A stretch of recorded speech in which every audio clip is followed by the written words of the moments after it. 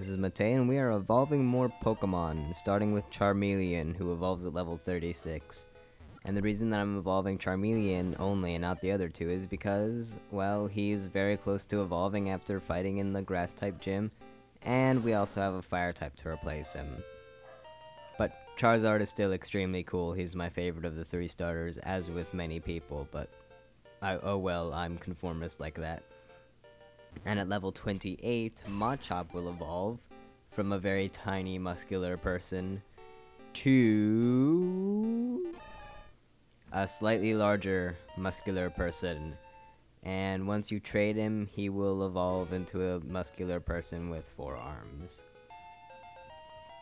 So, hooray! And then Geodude, at level 25 or so, will evolve from a rock with 2 hands into a slightly larger rock with 4 hands. And again, once you trade it, it will evolve into a much bigger rock. That also kind of looks like a bit of a dinosaur, to be honest. Oh well. Either way, we are now going to go into the game corner, not to gamble this time, but instead to actually continue on with the story. Basically, talk to this guy who's looking at the poster, and he shall battle you. And yes, we have battle music, and I didn't put the thing in there twice. Awesome. We have got it going. Yes. This is awesome. But yeah, we're using Mortortle and Ivysaur because they still need to evolve. We also have Pikachu, Dugtrio, Flareon, and I'm carrying around Nidorina for whatever reason. However, you will not know why yet. Yeah, our hideout might be discovered, and then he goes off running into the hideout showing me where it is. But first we have to push the switch on the poster and walk down the stairs, and then oh my god! It's Team Rocket's hideout, which for whatever reason is lime green. I never thought that the Team Rocket would be into lime green. And there are a bunch of rocket trainers which, as I've mentioned before, basically use poison types like Coughing and Akins and stuff like that. And normal types like Raticate. This guy's actually being somewhat original. This is awesome. It's still really not much to talk about him though, because we've seen all these guys before. And then for whatever reason, I still don't understand this after all my years of playing Pokemon. For whatever reason, the guy gives you a Team Rocket member, not only doesn't kick you out of the hideout with brute force, because I mean, they're adults. I'm like a 10-year-old kid, even though I never imagined Ash to be 10. I imagine him to be more like 12 or 13. Just because he's really tall, and I don't know if I think that just because I'm rather short or what, but I never really saw him as a 10-year-old kid. That and you never really thought of a 10-year-old kid to be able to do very much of anything on their own, especially go out in the wild and live and stuff. But alas. But yeah, Ash, or your character, is supposed to be 10, and he's beating these adults at fighting with these creatures, and then they just stand there and let him pass. They don't like stop him. I mean, he's kind of going through their hideout and destroying everything, ruining all their plans and whatnot. They're not really doing anything about it. I mean, sure, they challenge him to a Pokemon fight, and if he loses, then he'll run away. But you could very easily just like pick up the kid, put him in a bag, and throw him out. But they don't do that. And not only that, but when you beat a Team Rocket member, they give you money. So, yeah, Team Rocket is just a whole bunch of stupid. But then again, pretty much all the teams are, because none of them ever do that stuff that you'd expect. But whatever. Dugtrio is very helpful for this part, because lots of poison types. But, oh well. At least the boss is different. That's right, we're meeting the boss in this area, I think. Pretty sure. But yeah, apparently Team Rocket like owns the game corner here, and they set it up so that they could get funds for their evil plot or whatever, and they do that through the game corner.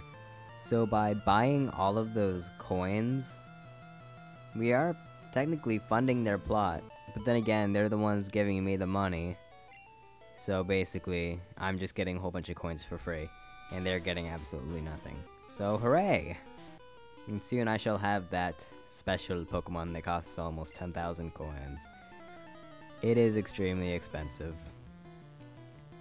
But that and Vulpix are like the only two Pokemon that we need from the game corner. You could also go ahead and get a, what's it called? You could get a Wigglytuff if you don't have the 4th Moonstone, like I said earlier.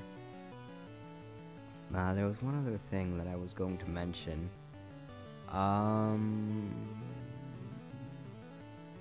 Shoot, I forget. Great. Yes, you lost. Now pay me money. Now, oh, here we have an item. And I missed it completely. TM10. What is that?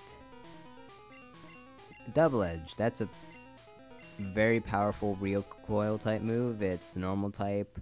It'll do a ton of damage, but once you attack with it, it'll also hurt your Pokemon a bit. Which I really don't like moves like that. So I'm going to stay away from it. And now we have sliding puzzles. It's not necessarily that they're difficult, it's just that they move so slowly. I mean, you could walk faster than that. In Fire Red, it's a lot faster. Yay, I'm being dumb. There we go. I want to get that item over there and see what it is. What is it? Rare candy. Okay, that's nice. Not going to use it, I'm going to sell it, but whatever. Trying to figure this out now, so we just went there to grab that item. That is not even part. We've been there before, and that's not even part of the puzzle. I don't think we're supposed to be here yet, though. Actually, let's try this sliding floor puzzle. Yes, floor puzzle. No, seriously, what was I going to mention earlier? Yeah, brain fart. God, why? Bah. Oh well. So yeah, we're just running around here grabbing all their stuff that they left lying around for whatever reason, such as nuggets, which are rather valuable, and they could use that to fund their missions even more, but whatever. I'm not the boss running this place, and if I was, then we'd actually get some evil stuff done. Because I'm a sadistic person like that. Either way, this Moonstone right here is why we're carrying Nidorina around, because when you use the Nidorina on the Moonstone, yes, you can get a much bigger Nido thingy. We get a Nidoqueen. Yay. So that's yet another Pokemon to add to our Pokedex. I think we're near, if not at, 50. We are extremely close, if not already there. I wish I had checked. But, oh well. Horn Drill. That's a one-hit KO move that barely has a chance of hitting. So, useless, basically. I don't know, it's better in other games when it's based on speed. Or is it based on speed in this game, and is it based on levels in the other? Well, in one, it's based on, like, if you're a lot faster, then it'll work. And then in the other games, it's based on if you have a much higher level than the Pokemon you're fighting, it will work. But then if you're a much higher level, you could just knock them out in one hit with any attack anyways. But oh well. So, I don't remember what I was going to say, but I did have another thing that I did remember, thankfully. So, recently, I have finally completed the 3rd Spyro game, so I now have that entire trilogy done. And then yesterday I also played through pretty much all of God of War 3. I mean, I played like the first 2 hours when I first got it, and then I played through all the Spyro games, and then I just sat down and played pretty much the entire game. That took all day, pretty much. And I watched the documentaries on there too, like the making of the game and stuff.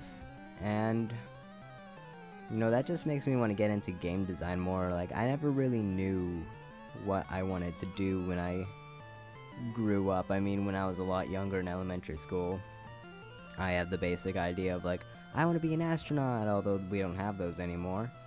Or I want to be a scientist. I was wanting to be that for a week. And then I wanted to be an author for the longest time.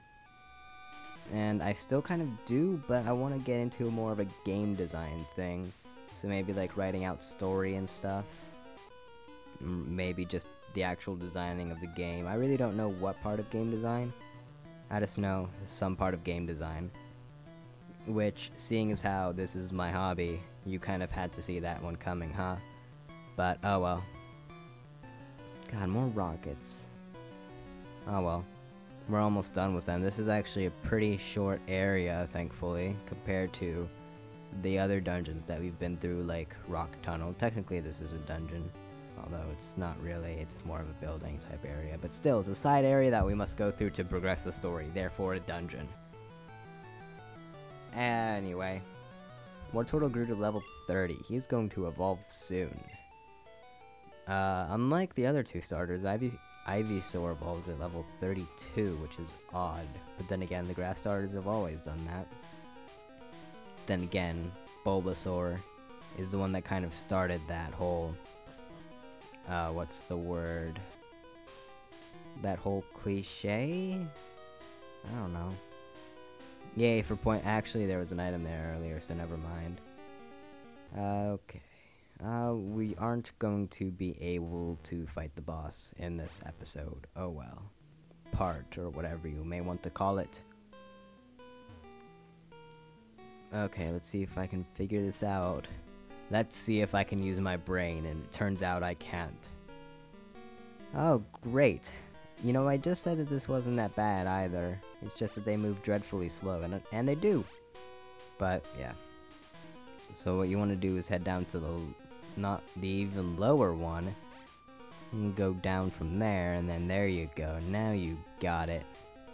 Yeah, we are definitely not going to make it to the boss. However, we could get the key that we need to get to the boss. We can get the boss key or the big key, whichever one of the two the Zelda game may choose to use. So, even more rats and giant balls of gas, I'm guessing. Hyper Fang, I still don't understand that. I'm guessing it's like... How does that attack work? Like, what's the equation for it? Is it just a normal type attack, or is it like Super Fang that breaks off half the users have the attacked HP? What? Forget it. There we go, we beat him. I can stop talking about Hyper Fang now, thank God. The dog is going absolutely nuts. Oh my god. Okay, let's head over here. There's an item on the table. I like how they put the items on the table. It's like they actually left them lying around instead of on the floor, and not everybody being a litter bug or whatever. But they don't seem to do that at all in the newer games. They just have them on the floor. Like right there, I mean, there's a table. Somebody knocked it over and didn't bother to pick it up. Or take it, like I am. So basically, I'm saving the world one item at a time from litter. Yay me! So that totally makes up for the fact that I'm stealing everything from these guys. Hooray! Then they're also an evil corporation, and they could use these items against the police and stuff. Or me, because apparently the police is incompetent and is thirsty, therefore unable to do anything. So he dropped something. You could pick it up, or... Nope, oh. Are you going to take it? No? Okay, I took it. Ha! I gave you like 30 seconds, dude, and you didn't grab it. So let's just grab this item. We got TMO2. But that's going to be it for this episode. And I will see you all in the next one. Razorwind. Ah.